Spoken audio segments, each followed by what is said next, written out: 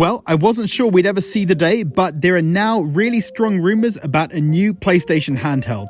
I'm going to talk about all the news and my thoughts on this very interesting device. But just before that, I wanted to give a shout out and give credit to @VIH8P. This is the person who designed the mock-up of a potential new PlayStation device, which is in the thumbnail for this video and also on screen right now. So just a shout out to him before I start talking, because I really like the mock-up that he's created. So there have been rumors for the last few weeks that Sony is working on a new handheld. And Insider Gaming, who's got a really good track record when it comes to leaks and scoops, has put up an article with a lot more information about this handheld, and it sounds real. I feel like I can trust this site to give us kind of genuine information. And so if they're saying there's a new handheld coming and they've got all these details about it, then I think it's pretty certain that it is coming. But look, before we celebrate, and you know how much I love the PS Vita and the PSP, and I'm sure if you're watching this channel, you do too. But before we celebrate, let's talk about some of the details of this device, because there are a few aspects that are quite worrying. So firstly, the code name is Q Lite.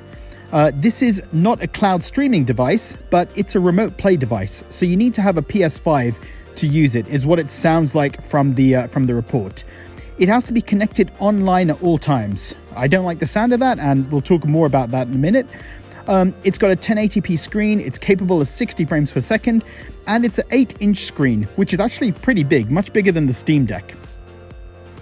I really like the look of this mock-up in the image, and it's supposed to look like a PS5 controller. So credit to that guy again, because he's done something which actually could very well be real, or similar to what the final device looks like, if it does supposed to look like a PS5 controller.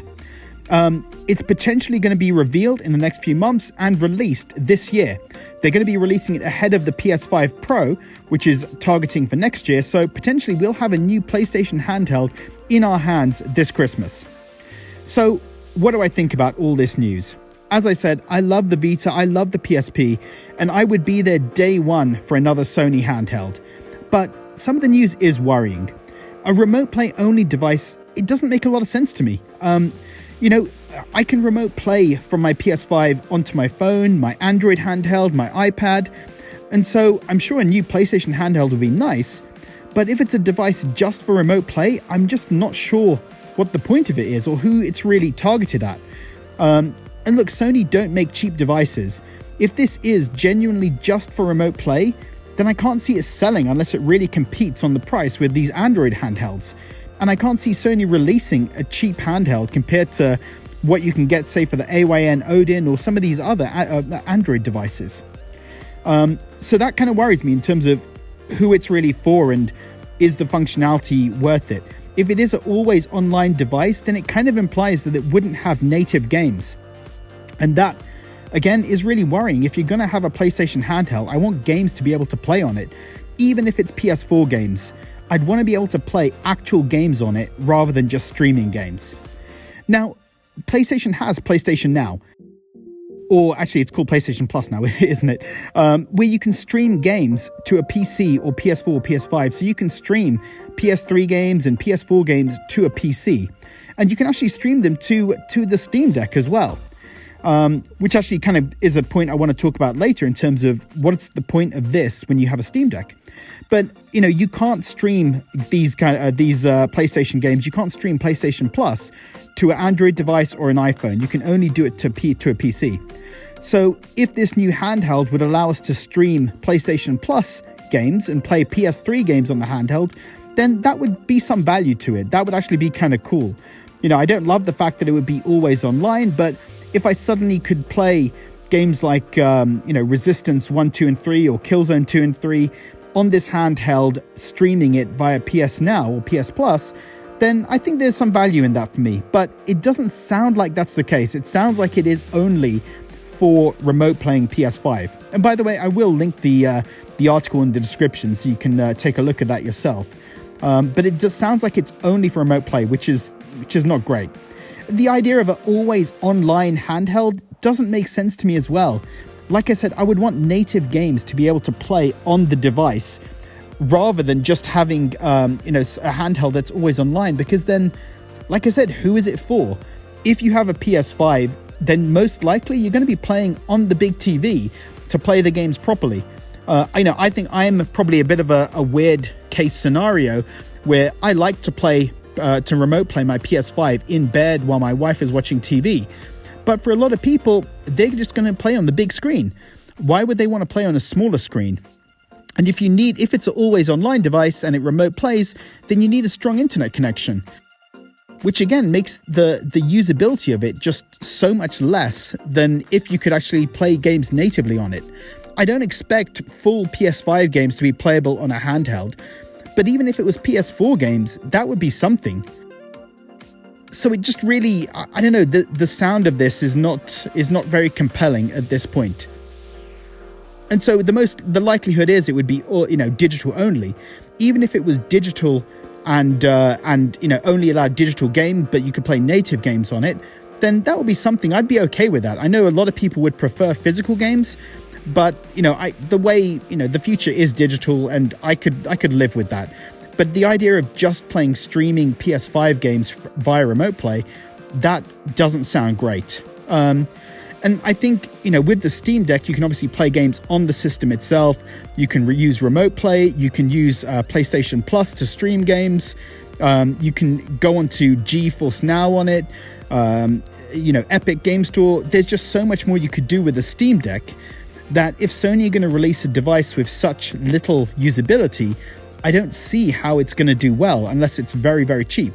And I don't see them releasing something very, very cheap. And the other thing we need to think about is this is big. The Steam Deck is already a massive device, and that's got, I think it's about 7-inch screen from memory. That's a massive, massive device. It's not portable for me to be taking out and about. So even when I use it, I tend to be using it at home. An 8-inch screen implies that this is a very big device. And so again, when would we be using it? Who's taking it out the house? And if you're in the house, a lot of people would just be playing on the TV screen. So it kind of I just keep coming back to this point about who is this for? I think it does make sense to release it as soon as possible, because I'm sure Nintendo are gearing up to release the Switch successor in probably next year or not far off from 2024, because the Switch has been out for quite a while now. So, PlayStation would want to get in there before the Switch 2 comes out, because I think that would really sort of hurt them if they were released after the Switch 2. But once Nintendo releases their next handheld, assuming it would have physical games, it will have games, it won't just be a streaming device, then I think that really hurts Sony in terms of sales for it. And there are just so many other competitors out there right now. So, I've talked about devices from GPD, there's AYA or AYN, there's lots of companies out there making Windows devices as well. And yeah, they're expensive, but they can play games on the systems themselves.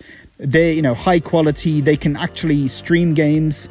So I think a remote play only device, I just can't see who it's for and what it's really going to achieve or who's going to want it. So it kind of worries me. I really want a new handheld from Sony. I love Sony's devices. For all the things that went wrong with the Vita, for all the bad decisions they made, it was still a great device. They know how to make awesome tech, but I think they can deliver something great. But these reports do worry me, because a remote play only device, it just really lessens the use of it. And so you got to make sure that it'll only be sold to people who have a PS5, which obviously reduces the number of people who would buy it. And then it's got to be people who have a PS5, but also want to be playing, on a handheld away from their PS5, but still have a really strong internet connection. Which it's almost, you're kind of getting like a smaller and smaller pot of people who this would even appeal to. If it was a proper Sony handheld where you can actually play games on the system, I think you've got something that could be really cool. I think if it could play PS4 games, for example, if you can take your library of PS4 games, download them onto the device and play them natively, that would be amazing. That would be really, really cool. I would love that. And I would buy that in a heartbeat.